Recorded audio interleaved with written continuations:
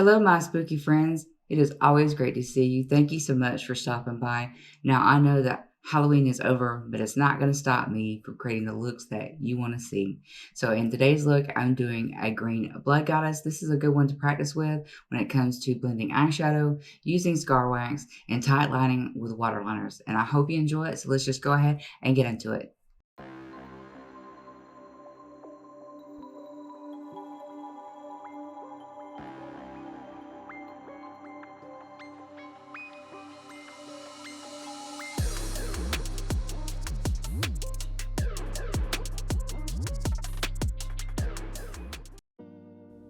Today I'm blocking out my eyebrows using Spirit gum, going against the natural hair growth and then brushing the product back through the growth of the hair.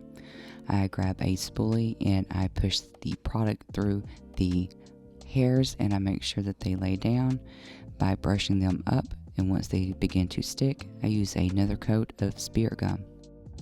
Spirit gum will remain tacky until you use it or use a prosthetic over it or powder it, so be sure if you're using this technique to powder it if this is the only thing you're using to block out your eyebrows. I am going in with a scar wax by Makeup Revolution, and with some lotion on my fingers I run that over to the top of the eyebrow, making sure to cover all the color. This is going to help color correct as well because it's a little bit darker in the skin tone. And with just a little bit of lotion on my fingers, I begin to press that scar wax till I get softer edges. Giving that a little bit of coat of powder to take care of the shininess, I'm going in with my Indie Beat Cosmetics Face Base in white. Don't forget to subscribe because I will be having a product review of all 10 colors that I picked up this year. I'm using a blender sponge called the Paw Paw Super Soft Blender Sponge from Shop Miss A. They are currently 6-pack for $8.95, and I will link that into the description below where you can find it.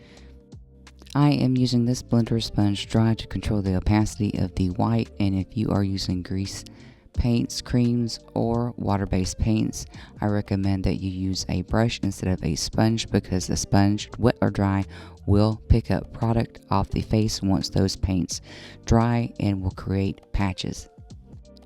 I am using the Gavisi Beauty Waterliner in Disco, creating some eyebrows. You just got to go in for it.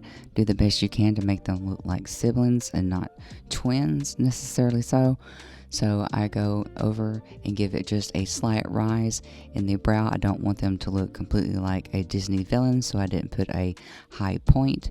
And once I go back in, and I made sure that those were a little bit thicker because this all concentrates the look on the eyes for the green blood. Blocking out my eyebrows and choosing to draw them on higher on the face and more dramatic, it causes the viewer's eye to concentrate and move in where you have the features of your makeup concentrated. So consider that when you're doing makeup, that's going to help lead the viewer's eye in to where you want them to look at most of the makeup. Now going in with a green palette from ColourPop, I'm using 2 palettes today. I'm using Just My Luck and Meant to Be, and I'm taking a brush and I'm pushing that up under the brow bone right where we have that scar wax, and this is a monochromatic look, so the colors are going to go light green to darker to slightly darker.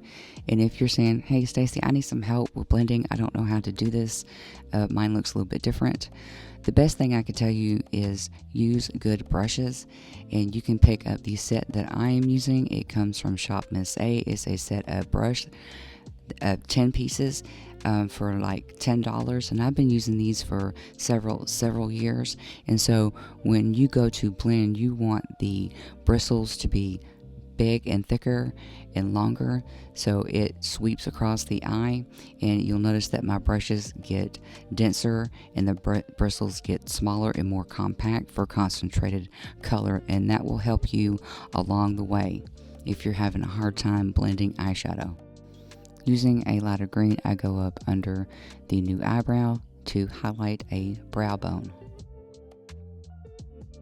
For the contouring today, I'm using a darker green, keeping everything in the green color. So around the cheekbones, I go in with a lighter to brighten that up and give it dimension. So it's 2 different tones of green, and I go up under the chin area. I want there to be a slight gradient before I paint the neck black. This is going to help separate the look.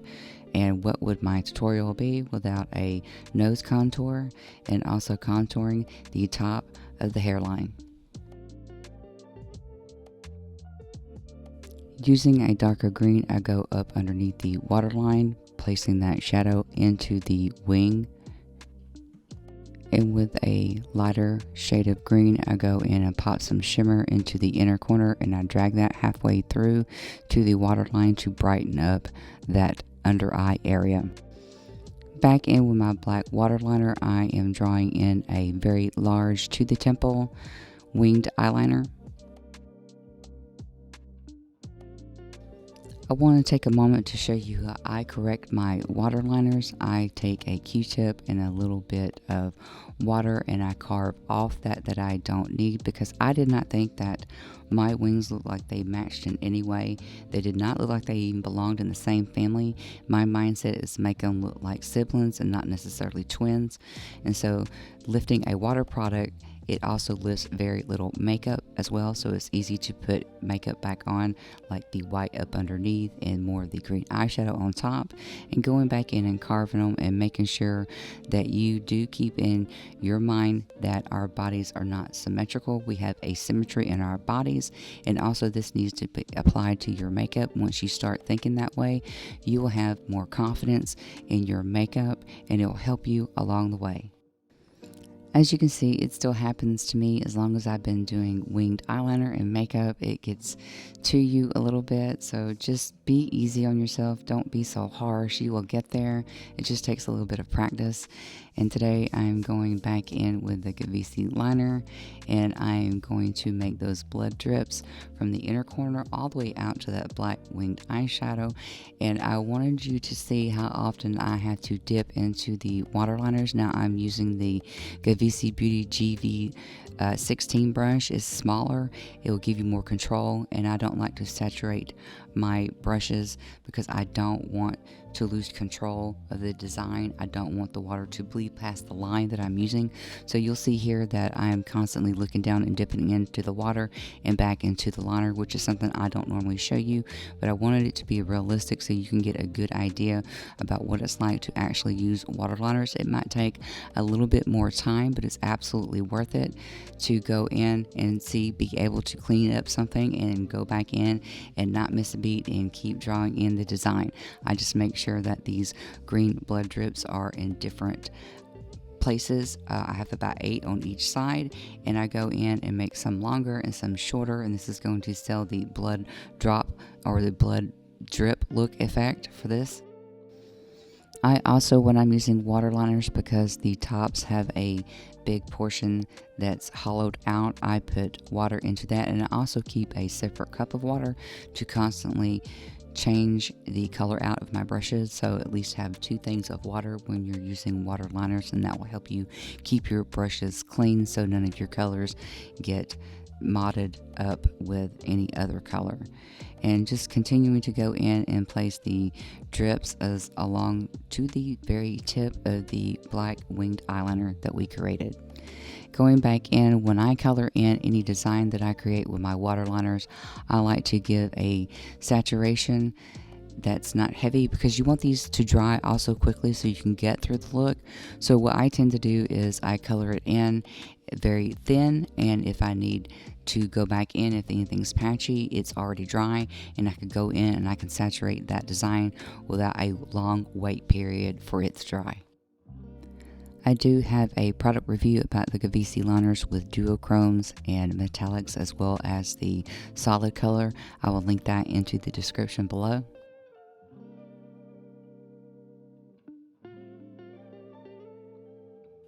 I mix green and white for this line for placement of the gems later. And going in with a thinner brush in black, I'm outlining the droplets of blood, but I'm actually not drawing the line all the way around, I'm having a little bit of negative space because I don't want these blood drops to look like pop art. And so in order to help break that up, but to give it good dimension, I'm going in and placing it randomly around the drops. I am making sure that I push that black up underneath the design that is going to give it shadow, so the natural shadow will be up underneath before the blood actually drips down onto the face. Now going in with white, I'm highlighting the bottom and also any area that I did not place the black. This is going to make it pop, give it highlights and dimensions, so you have both highlight and low light popping off against each other.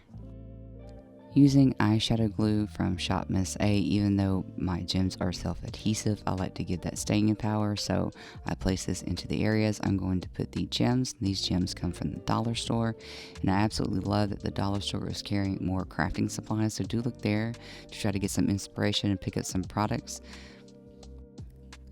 I am placing the line of gems over the line that we placed in with the eyeliner, going back in and making sure that the eye continues to lift up into the design. I pop in some more gems up under the new brow bone that I created. Going back in with my Indie Beat Cosmetics black foundation, I create a line up under the jaw and onto the neck to black that out, and this is going to separate the neck from the bottom chin, so it will be more dramatic when you do the green blood drops.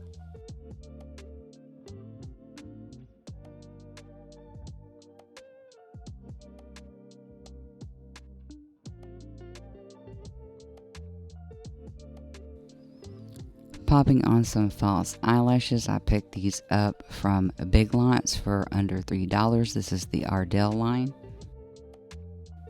I mixed green and white with my waterline so it would show up a little bit easier against the black, and I go in and place random squiggly lines and droplets to make it look like blood all the way from ear to ear on the neck.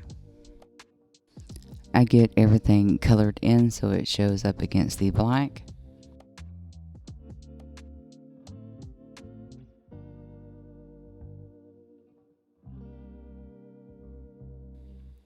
Taking the black and putting my shadow contouring, the same technique I used for the face. I place black around with breaks in the design around the droplets.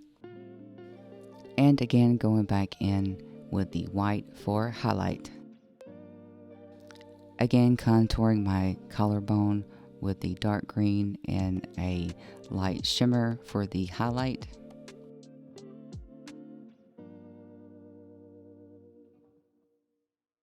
Using ColourPop's Ultra Matte Liquid Lipstick, this is the color Dr. M. It's no longer available, but I do know that NYX Cosmetics carries a nice green similar to the shade. So I colored my hair red. It was time for a change. Tell me what you guys think. Do you like it? I absolutely love it, but it was a birthday present to me, and yes, I am very close to being a Halloween baby.